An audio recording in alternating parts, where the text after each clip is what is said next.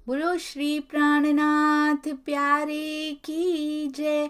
बोलो श्री सतगुरु महाराज की जय। पन्ना धाम की जय। सर्व सुंदर साथ की जय। आप सभी सुंदर साथ जी के धाम हृदय में विराजमान शोभायमान प्राण प्रियतम हृदयेश्वर हे प्रिय, आपके नूरी कोमल चरणारविंद में कोटान कोट प्रणाम जी। आज 76वां दिन परमहंस महाराज जी श्री राम रतन दास जी की बीतक चर्चा। सरलता भाती है उनको जो होते हैं निर्भीक, चतुराई उनके मन को नहीं लगती है ठीक। तो हमारे सतगुरु निर्भीक हैं, हमारे प्राणनाथ जी निर्भीक हैं, परमहंस महाराज जी निर्भीक हैं। हमारे मन की चतुराइयां भी उनको अच्छी नहीं लगती, उनको सरलता भाती है। सरल हो जाइए, क्योंकि वो स्वयं सरल होते हैं, इसीलिए उनको सरलता भाती है। ये कॉम्प्लिकेशंस, ये कॉम्पिटिशंस, ये कॉम्प्लिकेशंस, ये उनको अच्छे नहीं लगते। हम उनको जाके बताते भी हैं तो ऊपर ऊपर से बड़े सुंदर नाटकबाज हैं, बड़ा इंटरेस्ट लेके भी सुन लें शायद, पर परीक्षा हो रही होती है। हर घड़ी यहाँ परीक्षा की घड़ी है सुंदर साथ जी। हर एक पल परीक्षा हो रही है, उस पल को कैसे निकालना है इस जीवन में, ये सीखना है। तो महाराज जी से ऐसे लगता है बीतक का सरलीकरण कर दिया गया हो महाराज जी की बीतक में, कि अभी तुम उस लायक नहीं हुए कि वो समझ पाओ, ये और सरल भाषा में समझा देते हैं। क्योंकि महाराज जी खुद एक चलते फिरते टीका लगते हैं, उनका जीवन ऐसा लगता है कि एक एक जगह पे उन्होंने इतनी कठिनाइयां सहन करके भी इतने सरल रहे।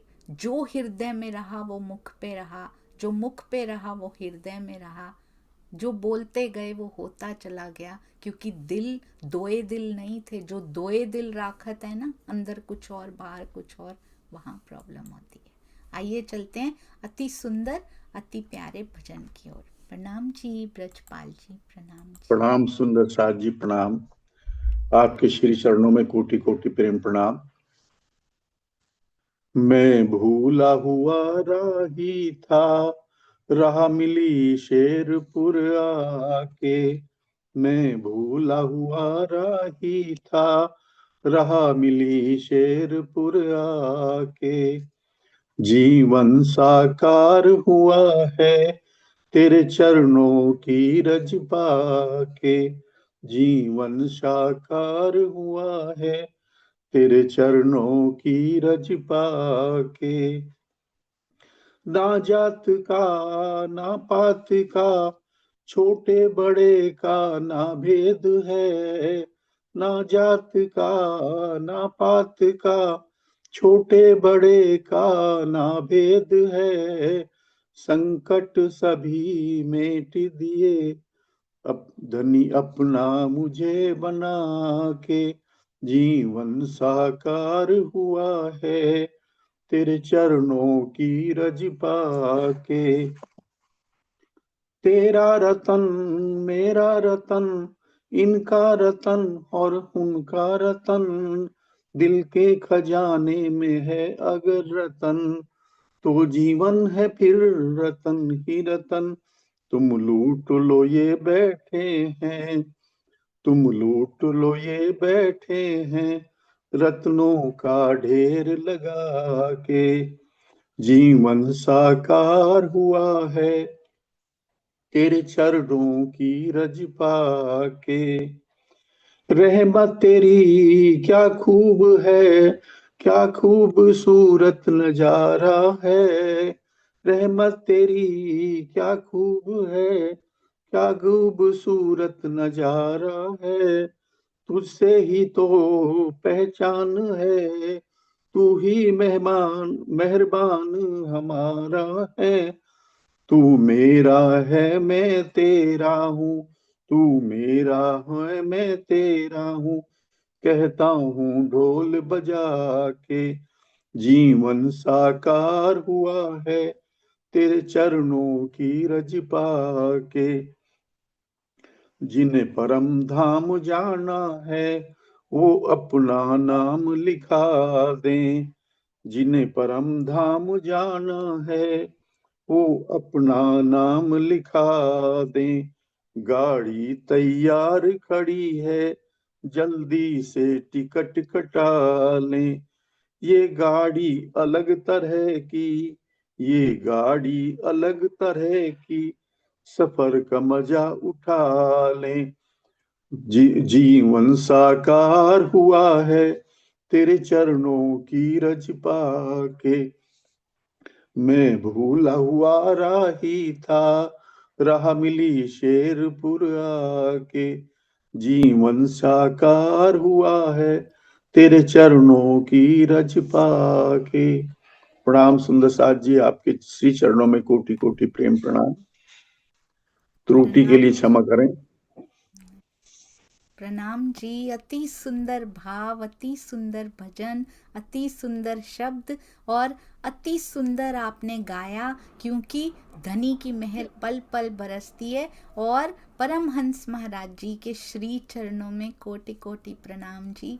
हम सुंदर साथ इस लायक नहीं हैं, पर आप जैसे प्यारे सुंदर साथ इतना सुंदर गायन करके सभी सुंदर साथ को सुख देते हैं, पिया को रिझाते हैं। ये हम सब सुंदर साथ जी का सौभाग्य है। प्रणाम जी, चरणों में कोटि कोटि प्रणाम जी। आइए सुंदर साथ जी चलते हैं आगे। अब रामानंद जी के साथ कहाँ की ओर निकले हैं, कौन सा प्रसंग चल रहा था, आप सुंदर साथ जी को याद है ना? राजा से मिलने जाने की तरकीबें, युक्तियां निकाल रहे थे हमारे रामानंद जी। और क्या क्या कह रहे थे, क्या करते हैं, द्वारपाल की कृपा हो जाए ना तो दर्शन सुलभ हो जाएंगे। हम द्वारपाल को एक चिट्ठी देंगे और उसके बाद अगर वो मान गए तो राजा से मिलना हो जाएगा। पर कोई भी युक्ति महाराज जी को तो पसंद नहीं आ रही, कोई भी मन को ठीक नहीं लग रही। कहते राजा हो या फिर द्वारपाल, कुछ महत्व नहीं देता हमारे लिए राजा होना। साधारण सा ही शब्द राजा लगता था, क्योंकि जिसको राज्य मिल गए हो उसको यहाँ के राजा शब्द तो साधारण लगेंगे ही ना। तो रामानंद जी से महाराज जी क्या बोलते हैं, आप वृथा ही घबरा रहे हैं, हमारे साथ चल के देखो कैसे तुम्हें मिलाते हैं। छोड़ो ये अपनी युक्तियां। राजमहल के मुख्य द्वार पे कहते हमारा जमघट पहुंच गया। तो एक द्वारपाल ने देखा, आके रोका, कहाँ जाते हो आगे, प्रश्न किया। महाराज जी कौन सा किसी से डरते हैं, बेखौफ उत्तर देते हैं निर्भीक होकर, राजा से मिलने जा रहे हैं। बोले पीछे हटो यहाँ से, राजा यहाँ नहीं रहता। और जैसे ही उसके वचन महाराज जी की ओर देखकर उन्होंने कहे तो महाराज जी कहते हैं क्या यहाँ की गादी सूनी पड़ी रहती है? तो उसकी आंखें एकदम कहते हैं सुर्खी सी आ गई, गुस्से में लाल जैसी हो गई। कहते गद्दियां भी कभी सूनी होती हैं, सिंहासन भी कभी सूने होते हैं क्या? उस पे आजकल युवराज बैठते हैं। और वो चुप हो गया। अब रामानंद की तरफ मुंह करके कहते हैं, राजा तो कहते हैं नहीं है, राजकुमार है गद्दी पर। रामानंद तो उससे बातचीत क्या होगी, पर चलो इन्हीं से मिल लेते हैं। अब इनको पता लग गया ये टलेंगे तो नहीं, ये मिलकर तो जाएंगे, राजा नहीं तो चलो राजकुमार से ही मिल लेते हैं। तो राजा अगर नहीं है तो राजकुमार से ही मिल लो। और कहते हम सारे अंदर जाने को तैयार हो गए। जान गया वो राजपाल कि ये रोकने से रुकने वाले तो नहीं है, इनको कुछ भी बोलो आगे से प्रश्न भी करेंगे। और सुंदर साथ जी, सही प्रश्न जरूर पूछना चाहिए। मुझ में ये कमी थी, कभी कभी झिझक के मारे, कभी कभी थोड़ा भय होता है अंदर कि ये इस पद पे हैं तो इनसे नहीं पूछना चाहिए। अगर आप सही हैं, अगर आप सत्य पे खड़े हैं, सही प्रश्न होता कैसा है, जिसमें अहंकार मिश्रित ना हो, जिसमें आप स्वयं को प्रूव नहीं कर रहे हैं कि आई एम राइट। नहीं, अगर कोई आपको कुछ कह रहे हैं, चाहे वो किसी भी पद पे क्यों ना हो, अगर आपको लगता है कि आपने कुछ गलत नहीं किया है, सही प्रश्न हमेशा, मैं बहुत घबरा जाती थी सुंदर साथ जी, मुझे इन सब चीज़ों का पता नहीं है। मैं कोई ऐसी फैमिली से नहीं हूँ कि हम बहुत कभी आगे रहे हों किसी भी चीज़ में। मुझे इन सब चीज़ों का पता भी नहीं है, आदत भी नहीं है। तो सिंप्लिसिटी मुझे पता है कैसे होती है। तो जब भी कोई बहुत बड़े कोई लेकर भी आते हैं, मैं घबरा जाती थी कि इनसे बात कैसे करनी है। धीरे धीरे अपने ही प्यारे प्यारे सुंदर साथ जी के साथ बैठकर राजी मैसेज पहुंचवाते हैं आप तक। आपको नहीं पता लगता ना, फिक्र ना कीजिए, वो आपको संदेश देते हैं। कभी जो आप पढ़ रहे होते हैं उसी में से उत्तर मिल जाता है, चाहे वो साहित्य हो, चाहे वो टीका हो, चाहे वो चर्चा सुन रहे हो, उसमें उत्तर मिलता है। अगर उसमें से भी नहीं अभी मिल पा रहा है, घबराइए मत, कोई ना कोई आता है और बात कर रहे होते हैं और बातों ही बातों में आपको वो उत्तर मिल जाता है कि मुझे क्या करना चाहिए। हम सुंदर साथ बैठे हुए थे, सेवा के साथ बैठे हुए थे सुंदर साथ जी, तो मुझे ऐसा सुनने में पता लगा, मुझे ये समझ में आया कि सही प्रश्न हमेशा पूछना चाहिए। अब वो कैसे पता लगे कि सही प्रश्न कौन सा होता है? महाराज जी तुरंत बोल देते हैं क्योंकि उनके अंदर राजी की बैठक है, वो डरते नहीं है किसी से। एंड बिलीव मी सुंदर साथ जी, जब आपने राजी देखे नहीं है अभी, पर पूरी तरह से पूर्ण ईमान हो जाता है ना कि मेरे अंदर तेरी बैठक है, और हर काम करने से पहले उसकी उपस्थिति महसूस होती है कि नहीं, ईर्ष्या नहीं क्योंकि मेरे अंदर तो पिया की बैठक है, नहीं ये नहीं करना क्योंकि मैं तो धनी की अंगना हूं, मुझे देख रहे हैं, मुझे ये करना है, वो प्रसन्न हो रहे हैं। जब ये पूरी तरह से उनकी उपस्थिति महसूस हो रही है, अभी वो सामने दिखाई भी नहीं दिए हैं, तो अंदर वो बल आने लगता है। आप किसी से नहीं डरते हैं। निर्भय हो जाना एक शब्द नहीं रहता, सच में निर्भय हो जाते हैं। I have seen it, I have experienced it. इन थोड़े से सालों में ये एक्सपीरियंस किया। मैं बहुत डरती थी सुंदर साथ जी, रोने लग जाती थी छोटी छोटी बात पे।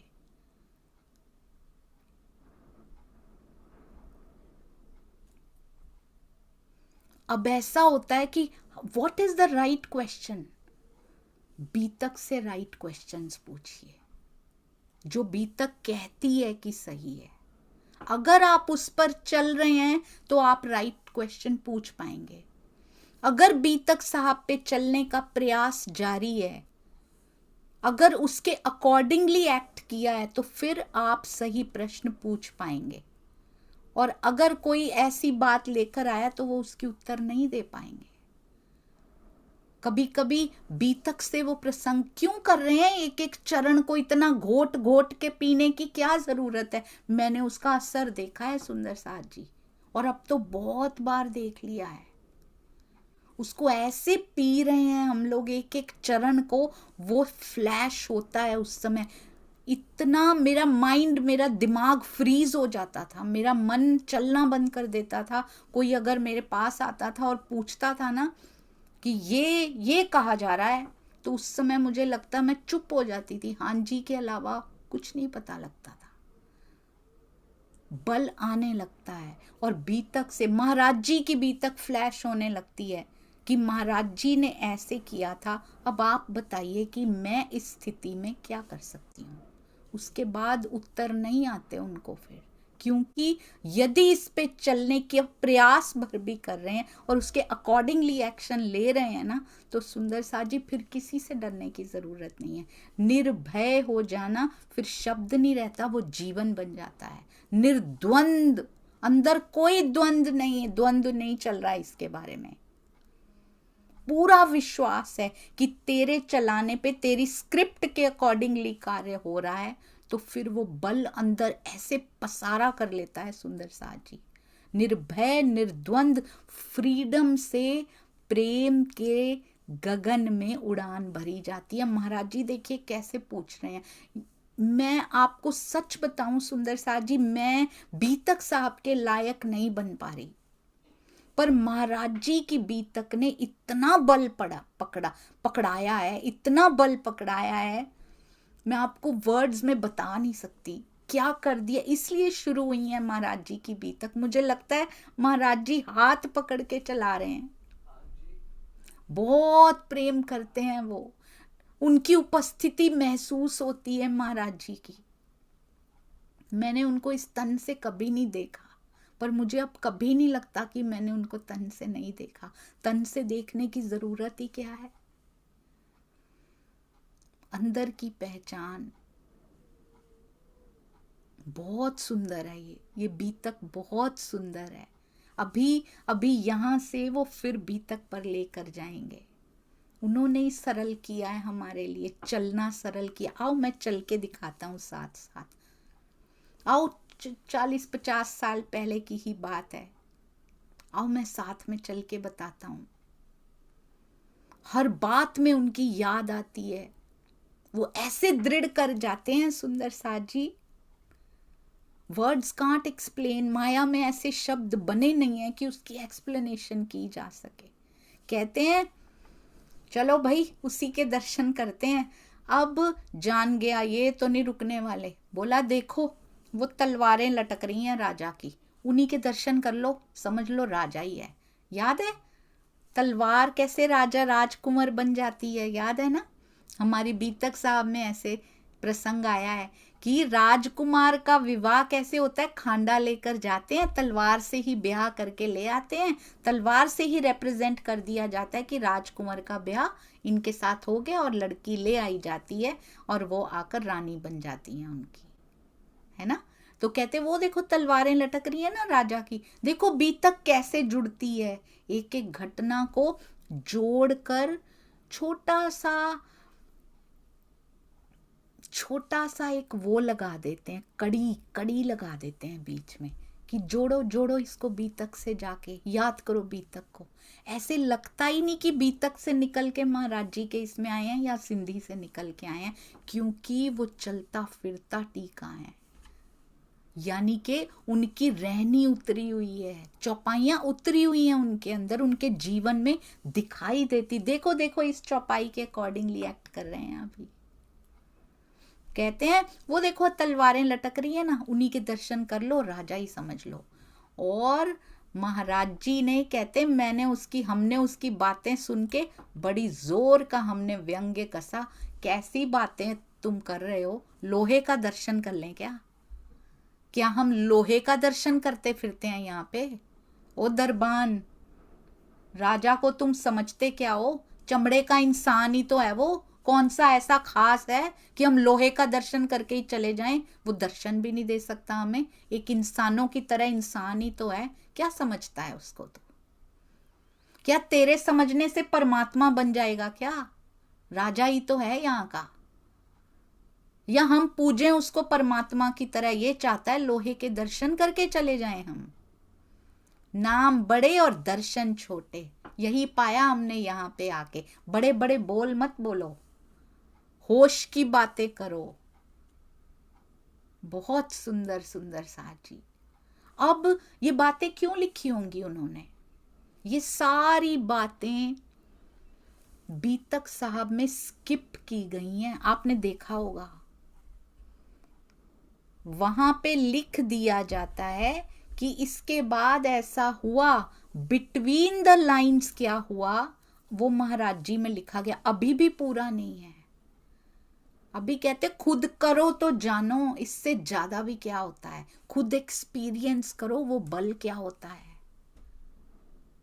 बहुत सुंदर है ये, इतना कुछ कौन बोल सकता है। एक कहानी सुनने में तो बड़ा आनंद है, देखो ऐसा कह दिया, करके देखा है कभी वो निर्भयता महसूस करके देखी है अंदर, विवाद करने के लिए नहीं, सही बात पे खड़े होने के लिए, बहस करने के लिए नहीं, पर बीतक से बात करने के लिए, महाराज जी की बीतक का आसरा लेकर, और वो भी जबरदस्ती किसी के पास नहीं।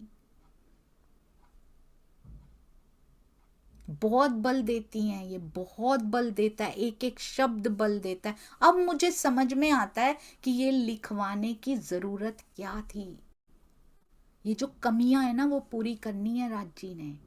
कहते तुम्हारे समझने कैसे क्या परमात्मा बन जाएगा, वो पूज लें उसको जाके, होश की बात करो, अमृत में विष मत घोलो, उसके दर्शन करने आए हैं।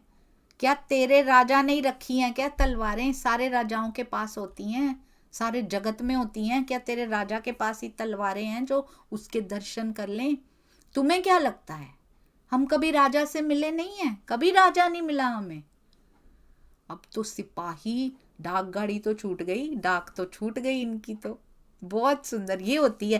पहले लिखते थे डाक छूटी, इस बार लिखा क्या क्या बोल गए। जोर जोर से महाराज जी ने बोला। कहते सिपाही ढल गया, अपने स्तर से नीचे आ गया, आंखें जो लाल कर रखी थी ना सब सही हो गई। नौकर बोला, झुक कर बोला, जैसे ही देखा और बिल्कुल सत्य बातें मुख से निकल रही हैं कि क्या ये कोई परमात्मा है क्या? पर इससे हम क्या शिक्षा लेंगे? हम ऐसा कर सकते हैं जाके? यदि हमने कुछ बात सही की है, कोई हमारे पास पूछने आए हैं तो आंसर दीजिए बस। महाराज जी दर्शन कर चुके हैं। Don't compare yourself to महाराज जी। हम नहीं बन सकते वो, हम उनके आसपास भी नहीं छू सकते। जैसे हमारे जीव की स्थिति हम कर सकते हैं पर हम कर रहे नहीं हैं। जिस प्रकार की जीव की स्थिति है, महाराज जी तो चाहते हैं कि हम करें। वो तो कहते हैं बल मांगो मेरे से और चलो धनी के पास, जैसे मैंने पाया तू भी पाले। अब क्या कहते कहते आप खामोश हो जाओ, प्रभु हमसे गलती हो गई है, अभी मिलेंगे दर्शन आपको। मान गए ना, क्योंकि सत्य बात पे अडिग हैं। अभी दर्शन मिलेंगे। थोड़ा सा कृपया आप खड़े रहें, झुककर बात कर रहे हैं आप। राजकुमार जो हैं वो स्नान आदि से निवृत्त होकर इधर से आएंगे, एक महल से निकलेंगे और दूजे में चले जाएंगे, तब आप दर्शन कर लेना। तो महाराज जी ने बोला ये बात ठीक है, अगर ऐसा है हमें यहाँ से दर्शन करवा देना। तुम्हारी यही इच्छा है हम यहाँ से दर्शन कर लें, हम यहीं से कर लेंगे। अब कह रहे हैं नहीं, अब बात चल गई तो नहीं, हमें अंदर भी जाने दो। नहीं, लिमिट जानते हैं वो कि नहीं, इतना मान गया है, यहीं से कर लेंगे हम। तो कहते हैं हमें सूचित कर देना 5 मिनट उसके आने से पहले, उनके इधर से निकलने से पहले 5 मिनट पहले हमें बता देना, ताकि हम तैयार हो जाएं कि वो आने वाले हैं। अच्छा जी कहकर अंदर चला गया। अब कहते हैं दरवाजे पे पहरेदार जहां वो बैठा हुआ था, दरबान, कहते हम बेफिक्र होके बैठ गए अपने अपने स्थानों पे कि सूचित तो कर ही देगा। अब भरोसा था कि ऐसा कह के गया है तो सूचित कर देगा। अब जल्दी जल्दी, थोड़ी देर बाद ही ना, जल्दी जल्दी बोल रहा है बड़े धीमे स्वर में। द्वारपाल क्या बोल रहा है? अरे खड़े हो जाओ, खड़े हो जाओ। इस तरह से बोलने लगा जैसे फुसफुसा के धीरे धीरे बोलते हैं ना, सुन ना जाए, राजकुमार को सुन ना जाए। खड़े हो जाओ, खड़े हो जाओ। कहते समझ ही नहीं आई हमें बोल क्या रहा है। महाराज जी कहते हम उसका मुंह ही ताकते रह गए कि क्या क्या बताना चाह रहा है ये। कहते पता नहीं क्या बोल रहा है, जाने क्यों खड़ा कर रहा है यहां से भी। अब राजकुमार जब तक उन्होंने बोला खड़े हो जाओ, जल्दी से खड़े हो जाओ, इधर वो समझ भी नहीं पाए क्यों खड़े होना है, कहाँ जाना है, क्या करें। उधर इतनी देर में ही राजकुमार ने जिस द्वार से, जिस महल से निकलना था, वो द्वार से उस महल से निकले, बाहर आए और वो तब तक अन्य में चले भी गए और इधर पता ही नहीं लगा। और युवराज निकलकर दूसरे में चले गए और महाराज जी इनका लक्ष्य कहाँ हुआ? द्वारपाल की ओर की बुला रहा है, ये द्वारपाल को देखें, और वो तो चला भी गया अंदर, युवराज तो चले भी गए। अब द्वारपाल क्या कह रहे हैं, प्रतीक्षा कर रहे हैं महाराज जी। राजकुमार के अंदर जाते ही द्वारपाल तो सिर पे सवार हो गया, वो दरबान आके तो कहते कुछ कुछ बोलने लग गया, तुमने निरादर कर दिया हमारे युवराज बहादुर का, तुम खड़े नहीं हुए, उस समय तुम इज्जत में खड़े नहीं हुए, उन्हीं पे आरोप उल्टा ही डालने लग गया। खुद तो बताया नहीं 5 मिनट पहले आके, जब वो निकल आए उसके बाद बोल रहे हैं खड़े हो जाओ, धीरे धीरे बोल रहे हैं, नहीं समझ में आया। और ऊपर से मेरे ऊपर बात ना आ जाए, ये बोलने लग जाएंगे अभी फिर से। कहते हैं तुम लोग खड़े नहीं हुए उनकी इज्जत करने के लिए। हमारे युवराज बहादुर उधर चले भी गए, निरादर कर दिया, उनके आने पे सब खड़े हो जाते हैं। और कहते आते ही हमें धमकी देने लग गया, घुड़कने लग गया। क्यों नहीं खड़े हुए तुम? हमने संकेत किया था, उत्तर दो, संकेतों पे खड़े क्यों नहीं हुए? जल्दी खड़े हो जाओ सब, तुम लोगों ने सुना ही नहीं। तो कहते हैं हमने कहा था ना खड़े हो जाओ। अब जानबूझ के तुमने हमारे राजकुंवर का अपमान कर दिया। कहते बिना वजह हम पे वो चढ़ रहा था, बिना वजह डांट डपट कर रहा था, ये हमें समझ में आ चुका था। कहते बहुत बोलता जा रहा है, बोलता जा रहा है, इसको रोकना पड़ेगा। ये जो महाराज जी कहते अपनी ही बकता जाता है ना, इसको रोकना पड़ेगा। तो महाराज जी ने कहा हमें भिखमंगे समझ रखा है क्या, जो सर पे चढ़ना चाह रहा है ये?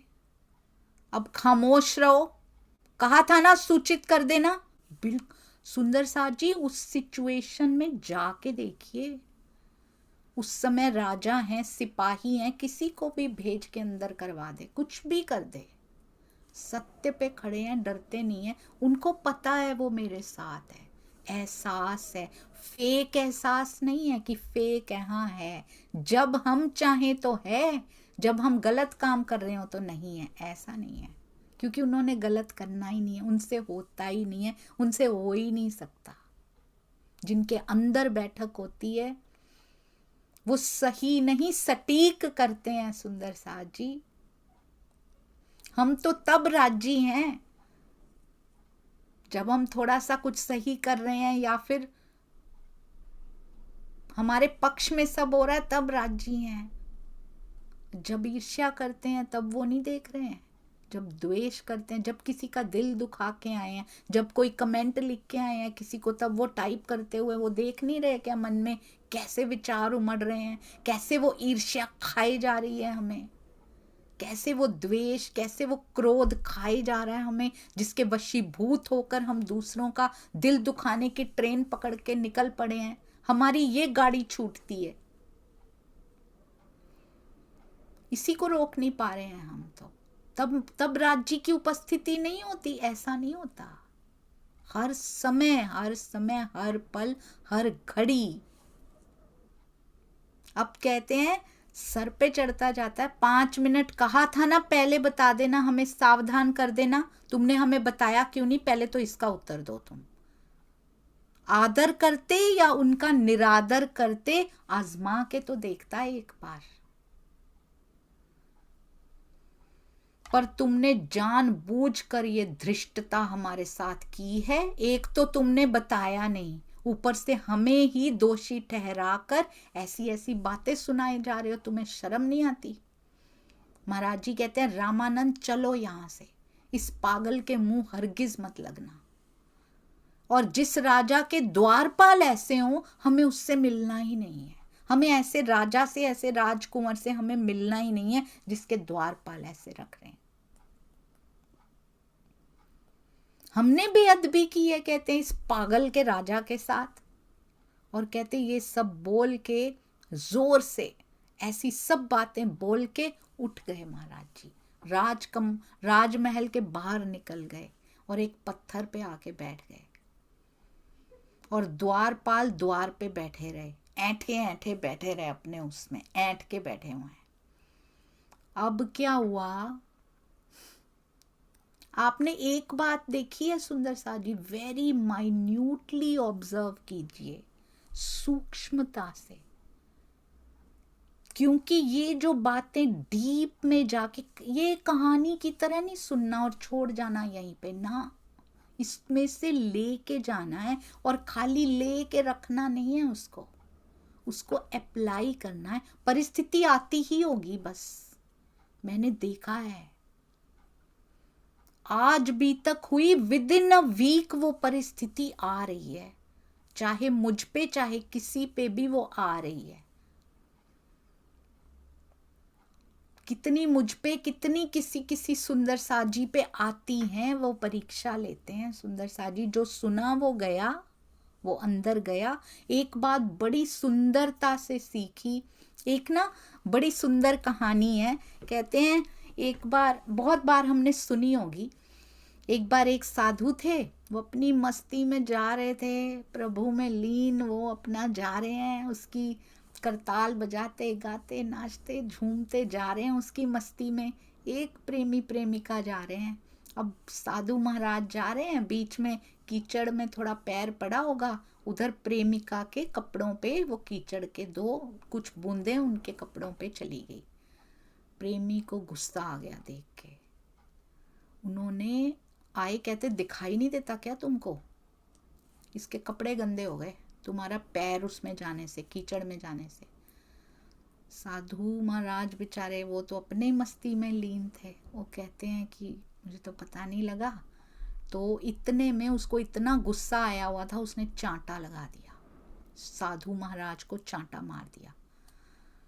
तो उन्होंने कुछ नहीं कहा, वो हंसते गाते वैसे ही आगे निकल गए, जैसे वो जा रहे थे वो वैसे ही चले गए, उन्होंने कुछ नहीं कहा। अब ये थोड़े गुस्से में झींकते, जैसे भी ये लोग अपने घर पहुंच गए, जहाँ इनको जाना था वहाँ पहुँचे। अब ये प्रेमी प्रेमिका एक छत पे चढ़े, ऊपर चढ़े तो वहाँ पे ही कुछ ऐसा हुआ, छत का जहाँ से ये लग के खड़े थे ना वो कठेड़ा, वो गिरा और वो प्रेमी की मौत हो गई। तो वहाँ पर साधु महाराज उधर की तरफ ही जा रहे थे, वो भी वहाँ पहुँचे। लोगों ने पूछा उनसे, जिन्होंने इस घटना को होते हुए देखा था, उन्होंने कहा इन्होंने आपको चांटा मारा था, आपने कुछ कहा क्यों नहीं? वो कहते हैं उस प्रेमिका को, वो प्रेमिका भी सामने ही खड़ी थी, कहते इसका यार आया मुझे थप्पड़ लगा गया, मेरा यार आया तो वो काम ही मुका गया, खत्म कर गया।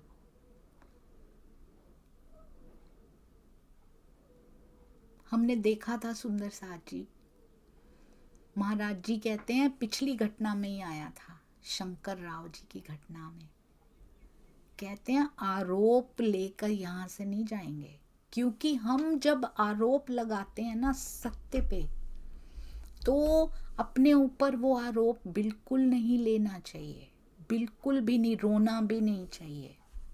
अगर मुझ पे कोई आरोप लगा है और अगर मैं सत्य पे खड़ी हूँ, खड़ा हूँ, तो वो मुझ पे नहीं लगा, वो उस पे लगा है। वो मेरे धनी पे आरोप लगा। अगर सेवा करते हुए या सत्य पे खड़े हुए कोई भी कुछ अफवाहें फैला रहे हों, कोई आरोप लगा रहे हों, वैसे तो वो पहुंचते ही नहीं, राज्य पहुंचने ही नहीं देते हैं। वो कोई 0.1% कोई आरोप वो पहुंचवाते भी हैं किसी के थ्रू कि ये हो रहा है, ये बोला जा रहा है तुम्हारे बारे में, उसका फर्क नहीं पड़ता। उसका पर्पस होता है कि हम उस स्थिति में कैसे रिएक्ट करते हैं। क्या मुझे छू जाता है? वो नहीं छू जाता, वो शब्द बन जाते हैं, तैरते रहते हैं, मेरा उनसे कोई लेना देना नहीं होता, क्योंकि वो मेरा नहीं है। अगर सेवा करते हुए हुआ है तो वो उसको दे दिया है। धनी पे आरोप लगा दिया उन्होंने, पता ही नहीं लगा उनको। महाराज जी ने कहा था आरोप लेके यहाँ से नहीं जाएंगे, क्योंकि सिर्फ पत्नी पे आरोप नहीं लगाया था उन्होंने, ओंकारेश्वर की माता पे, ओंकारेश की माता पे नहीं लगाया था, बस साथ में साधु महात्माओं को भी घसीटा था। तो वो लेकर नहीं जाएंगे, वो साफ करके जाएंगे यहाँ से। वो धनी पे होता है, इसलिए कभी चिंता नहीं करनी चाहिए। टाइम लेता है सुंदर साथ जी, कभी कभी समय लगता है, पर वो जरूर समझ में आ जाती है। कहते हैं अब ये क्या कहते हैं पत्थर पे बैठ गए आके, ये तो आराम से मस्त है, पत्थर पे बैठे, चाहे महल में बिठाओ, चाहे उधर बीतक में देखिए सुंदर साथ जी, चाहे टुकड़े मांग के भी उतने की, इस लीला में इतने खुश हैं सुंदर साथ, मंदसौर में। और जब शाही खाने मिलेंगे तो भी उनको कोई फर्क नहीं है, ऐसा तो नहीं कहा जाता, बल्कि इतनी खुशी तो कभी देखी नहीं जितनी मंदसौर के टुकड़ों की लीला में देखी है। क्योंकि उनको ये बाहर का कुछ नहीं लगता, भाव लग जाते हैं, छू जाते हैं अंदर जाके। वो ऐंठे ऐंठे बैठे रहे द्वारपाल। अब क्या हुआ, ये सब बातें जब हो रही थी तो राजकुंवर ने भी सुन ली थी द्वारपाल की बात। जब वो महाराज जी से बात कर रहा था, उन पे आरोप लगा रहा था, तो धनी क्या चुपचाप बैठे रहेंगे? राजकुंवर को सुनवा दिया पिया जी ने। कहते हैं राजकुंवर ने बुलाया उनको, हाथों हाथ बुला लिया। इधर वो पत्थर पे आके बैठे हैं और उधर बुला लिया। कहते किसकी आज्ञा से डांट रहा था महात्माओं को द्वार पे? किसने आदेश दिया था तुमको? क्या चाह क्या रहे हो तुम? ओहो, क्या धूल उछलवाना चाह रहे हो हमारे ऊपर? कमबख्त, ये क्या कर दिया तूने? हमारे नाम को मिट्टी में मिलाना चाह रहे हो क्या तुम? ओहो, ये होते हैं राज्य। विश्वास पूरा रखिए, सही है तो बल रखिए सुंदर साथ जी। परंतु एक लाइन होती है बीच में, महाराज जी की बराबरी करने की कोशिश नहीं करनी है। एक लाइन होती है बीच में कि क्या हम रूड हो रहे हैं किसी के साथ? अपने हिसाब से मुझे ये ठीक लगता है। अगर कोई आया है और आपसे पूछ रहा है आपने ये सेवा क्यों की, आपने ऐसे क्यों किया, उनको जरूर बीतक से, विनम्रता से, प्रेम से जितना झुक सकते हैं उतना झुककर उत्तर दीजिए, क्योंकि हमारे जीव के लिए इतना ही काफी है। ये महाराज जी हैं, उनके अंदर राज्य की बैठक है, हमने देखा नहीं।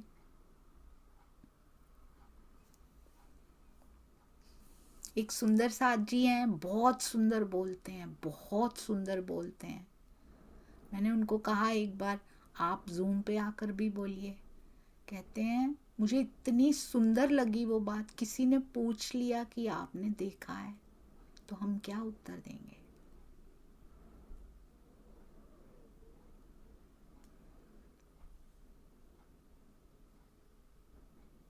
उन्होंने कहा आप अपनी सेवा कीजिए, हम नहीं आ पाएंगे।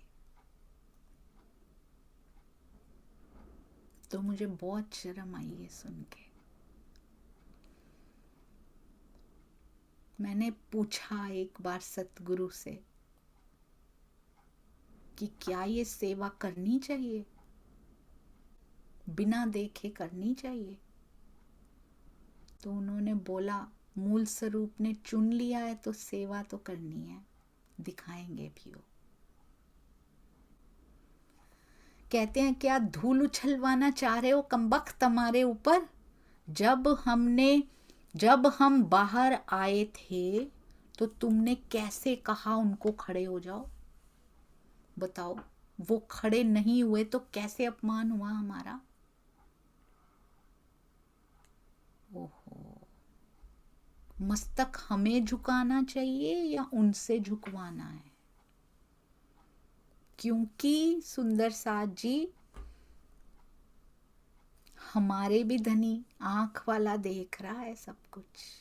याद रखिएगा, ये टिप्स हैं जीवन जीने के, ये बीतक नहीं है सिर्फ, ये कुछ ऐसा सिखा के जाती है, अगर उसको गहरे बिठा लो कभी नहीं भूलता वो।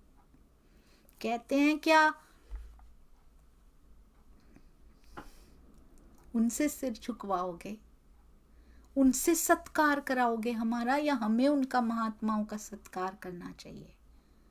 जब तुमने कहा था 5 मिनट पहले सूचित करोगे तो फिर तुमने उनको सूचित क्यों नहीं किया? बतला बे, क्यों नहीं किया? ऐसे बोल रहे हैं उनको, नहीं किया, बतला क्यों बे? ऐसी भाषा लिखी है सुंदर साथ जी, क्यों नहीं बताया? खता तुम्हारी और उनको डांटता जा रहा है, जाओ आदर से अंदर लेकर आओ उनको, क्योंकि आंख वाला देख रहा है। जितना ज्यादा ये एहसास होता है ना, उतना ही परिणाम बड़ी जल्दी मिलने लगते हैं सुंदर साथ जी, पॉजिटिव नेगेटिव बोथ। ऐसा नहीं अच्छे अच्छे मिलने लगते हैं, नेगेटिव कुछ करो सही, उसका परिणाम सामने बैठा होता है, उसी पल मिलने लग जाता है, क्योंकि राजी नहीं रखना चाहते अब उससे दूर। वो कहते हैं देखो, अभी देखो, अब मत करना, ये पॉजिटिव का भी देखो, महसूस कीजिए उनको। कहते जाओ अभी आदर से अंदर लेकर आओ, वरना सजा मिलेगी तुम्हें, ये भी समझते जाना। अब आदर से वो अंदर नहीं आए तो। द्वारपाल भागा हुआ आया, वहीं पे पत्थर पे बाहर ही बैठे थे, देख पा रहे हैं ना आप? वो तो मस्ती में है अपनी, उनको पता है हमारे भी धनी है ना, फिर अंदर बैठे हैं वो भी, उनको भी पता है, रतनबाई को भी पता है, उनके जीव को भी पता है, सबको पता है। जो संयोजन हुआ है ना, ये बड़ा सुंदर। द्वारपाल भागा हुआ आया उसी जगह पे जहां बैठे थे, और वो तीनों बातें कर रहे हैं, रामानंद जी और एक और महात्मा जी मिल गए थे ना रास्ते में, और महाराज जी जिस जगह पे बातें कर रहे थे पत्थर पे बैठ के आ गया। आते ही क्या बोला, अजी महात्मा जी, आपको राजकुंवर ने याद किया है, आप तीनों को बुला रहे हैं। कहते उसका हमने चेहरा देखा, महाराज जी कहते हैं ऐसे लग रहा था किसी ने उसकी सत्ता छीन ली हो। ऐसा होता है, यही परिस्थितियां, यही प्रसंग पात्र बदल के आ जाते हैं सुंदर साथ जी सामने। हम पहचान नहीं पाते कि ये वही प्रसंग घटित हो रहा है, बस ये भूल होती है क्योंकि हमने इसको कहानी की तरह सुन लिया होता है।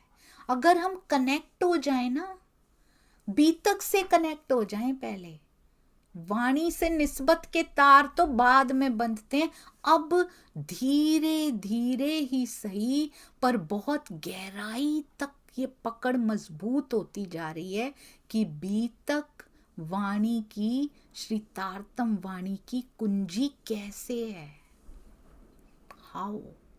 इनके बिना वाणी पढ़ सकते हैं, बार बार मंथन कर सकते हैं, पर अंदर नहीं जाती वो। जब तक बीतक को हमने अपनी बीतक नहीं बनाया, वाणी वहां तक नहीं जाती जहां तक उसको चले जाना चाहिए। उस डीप स्टेट में नहीं पहुंच जाते हम। कहते हैं महात्मा जी राजकुमार ने याद किया है, तीनों को बुला रहे हैं, ऐसे लग रहा है सत्ता छिनी हुई है इसकी, मुंह पे तेज खत्म हो चुका है। क्या लिखा है, मुंह पर आब नहीं थी उसके, आभा पिटी हुई सी थी। अभी तो बड़े जलवे से बोल रहे थे, आभा पिट गई है लगता है। कहते हमने समझ लिया कहते ही।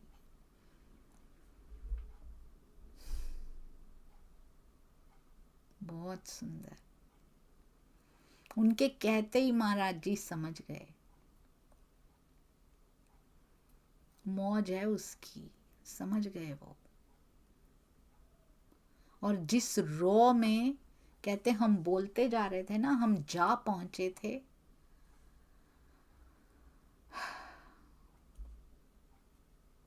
अब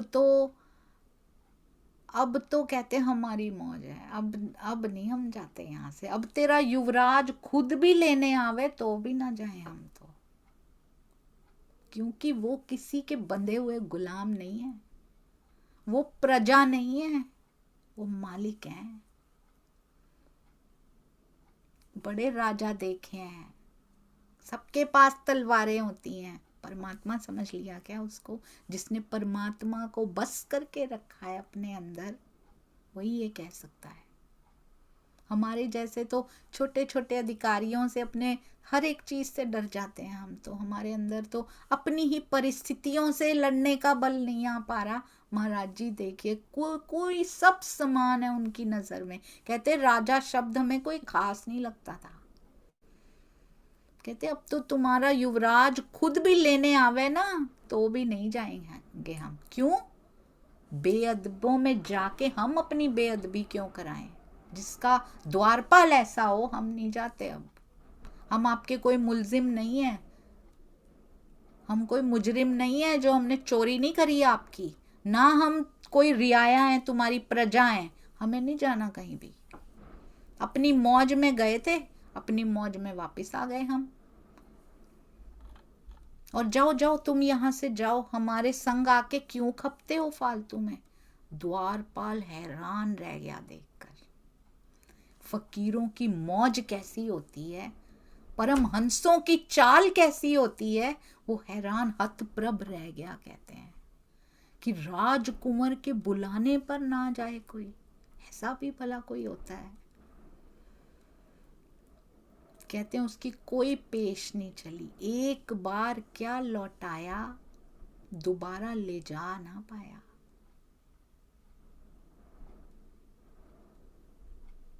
हम भी अपने हृदय के दरवाजे खोल लें और सुंदर साथ के प्रति प्रेम को आने दें। एक बार लौटाया, पता नहीं आएगा कि नहीं आएगा। फिर अपने ही हृदय में बैठे पिया जी के दर्शन होंगे। सुंदर साथ से प्रेम ना किया तो नहीं होंगे। किसी के प्रति कोई कटु शब्द नहीं सुंदर साथ जी, सब उसकी स्क्रिप्ट पे चल रहे हैं, वो जाने। तेरी स्क्रिप्ट है, तू जाने। कई बार रो के बात समझ में आती है, कई बार किसी को देख के समझ में आती है, बीतक में से समझ में तो आती है, पर जब तक खुद पे ना बीते वो पक्की नहीं हो पाती है। कहते लाचार होके लौट गया, अब एक और आया अंदर से, उसने आके बताया, उसने भी सुन लिया। अभी एक और अंदर से आया, उसने सब बात पूरी बतलाई महाराज जी को कि कुंवर साहब सुन रहे थे सारी बात, जो कुछ आपके साथ हुआ उन्होंने सुन लिया था। उन्होंने डांट के भेजा था इनको, द्वारपाल को, कि अदब से वापस लेकर आओ वरना सजा मिलेगी, ये भी समझते जाओ। तो महाराज जी वहां से उठ के ही चले आए। जिस मंदिर में ठहरे थे ना, उसी मंदिर में वापस चले आए महाराज जी। कहते हैं अपनी ही मस्ती में कई दिन रहे वहां ओंकारेश्वर के मंदिर में जाकर। उनकी अपनी मस्ती है सुंदर साथ जी। हम पढ़ रहे हैं, हम मंथन कर रहे हैं, बहुत अच्छी बात है। पहले से स्थिति में सुधार हो रहा है। अब माया ना उतना दुखा कर जाती है, ना उतना सुख इसमें दिखाई देता है। फर्क पड़ रहा है, पर और बेहतर और डीप जाना है और गहराई में उतरना है, क्योंकि इतनी धीरे नहीं चलना सुंदर साथ जी। सांसें कब साथ छोड़ जाएंगी पता नहीं लगेगा।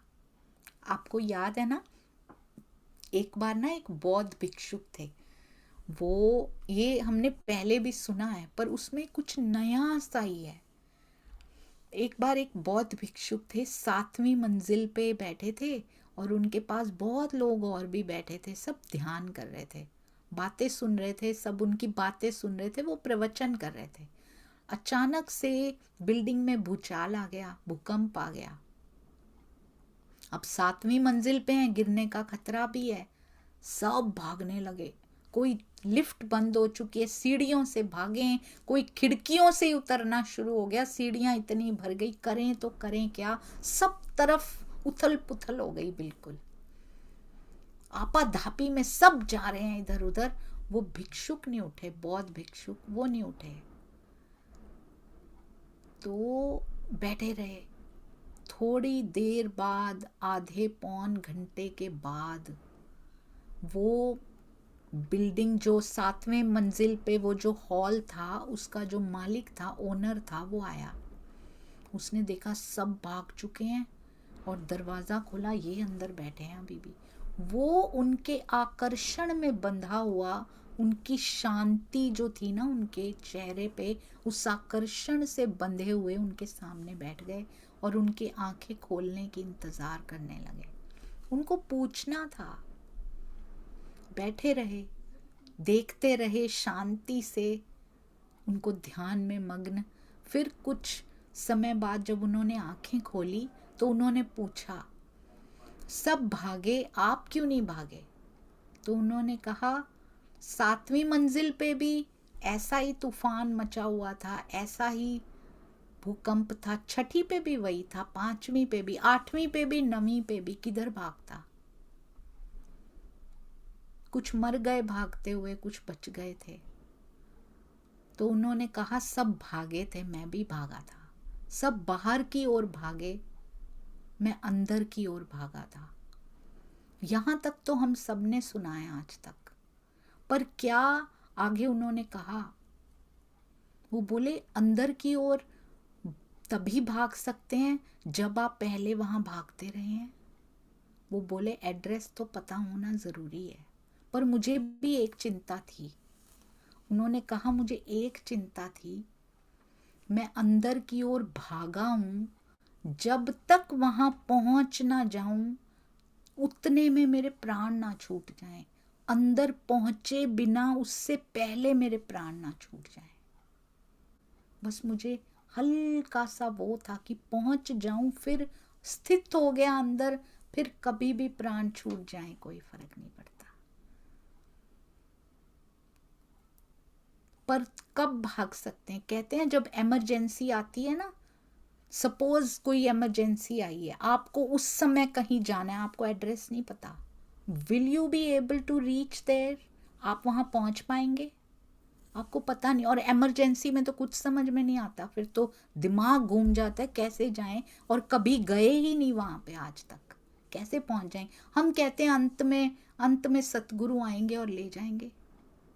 पिछले जो इतने जीव निकल गए, सतगुरु क्यों नहीं लेने आए? आना चाहिए था ना अंत में। अगर जीवन में कुछ नहीं किया, नहीं आएंगे, वो नहीं लेने आएंगे, वो तभी लेने आएंगे